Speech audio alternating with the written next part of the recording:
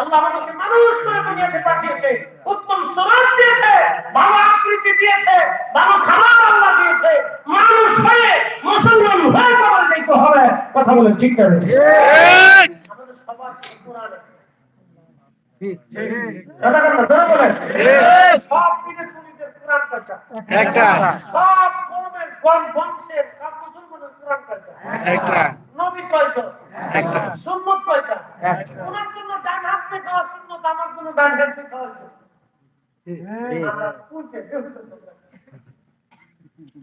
আজকে কাজের কে জন্য যদি আমরা জগা করতাম যে নামাজ পড়িস না,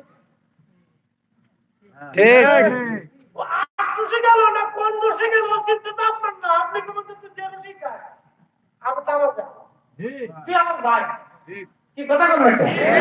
তুই আমার প্রতিবেশী, তুই নামাজ যা। আমার কথা কি ভেজাল আছে? না। সিদ্দিক বিনের কাছে যা, তুই আমার ভাই, তুই নামাজ যা। ঠিক। তুই যা অসুবিধা না, তুই নামাজ যা। ঠিক। আমার তো কাজ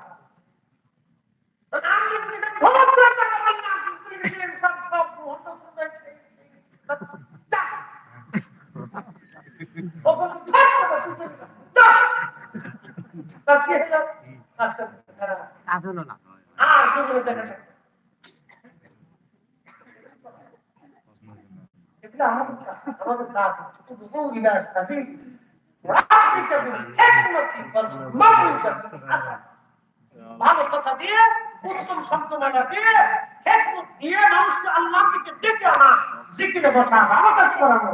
কথা বলতে ঠিক না? কষ্ট হচ্ছে না। তার একটু সময় কি চলবে? চলবে। হ্যাঁ, নৌকায় কত মতো আসছি চলবে, চলবে। একসাথে জোরে বলে আল্লাহু আকবার, আল্লাহু আকবার। হাত তুলে জোরে বলে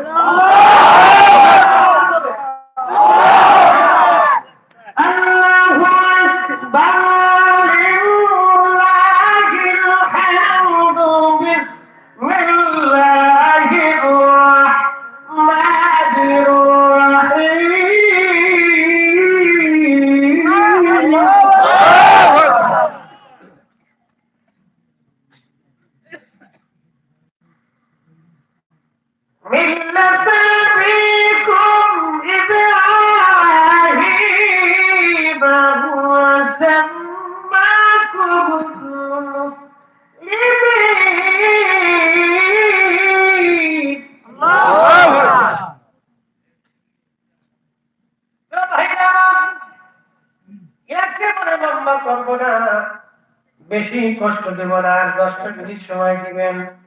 হযরত ইব্রাহিম আলাইহিস সালামের কথা বলছিলাম, একটু কুরবানির দিকে নিয়ে যাব আপনাদেরকে।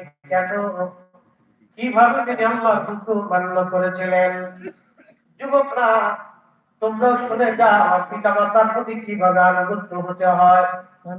একটা কথা মনে রাখবে, আমার প্রিয় মুর্শিদের দরবারে যারা গেছে তাদেরকে কখনো আপনারা বেয়াদব পাবেন না, অবশ্যই তাদেরকে আদবের মধ্যে পাবেন।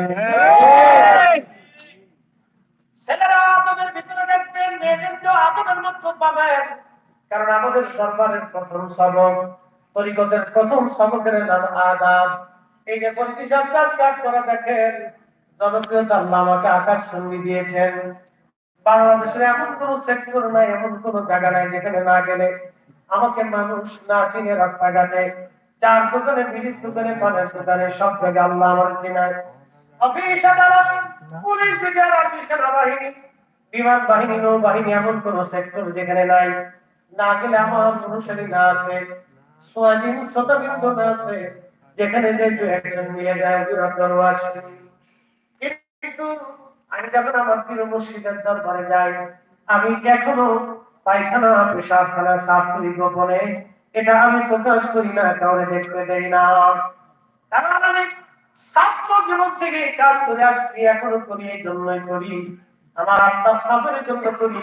ওইখানে গেলে, রাস্তাঘাটে যেখানে হোক, আমি কখনো বরত্ব দেখাই না, জনপ্রিয়তার ভাব আমি দেখাই না, সাধারণ আলোতে থাকি, সবার সাথে মিশে থাকার চেষ্টা করি বাবা। কারণ দুনিয়া অল্প দিনের জন্য। আজকে যদি মারা যায়, কালকে সন্ধ্যার আগে কবরস্থ হবে। আমি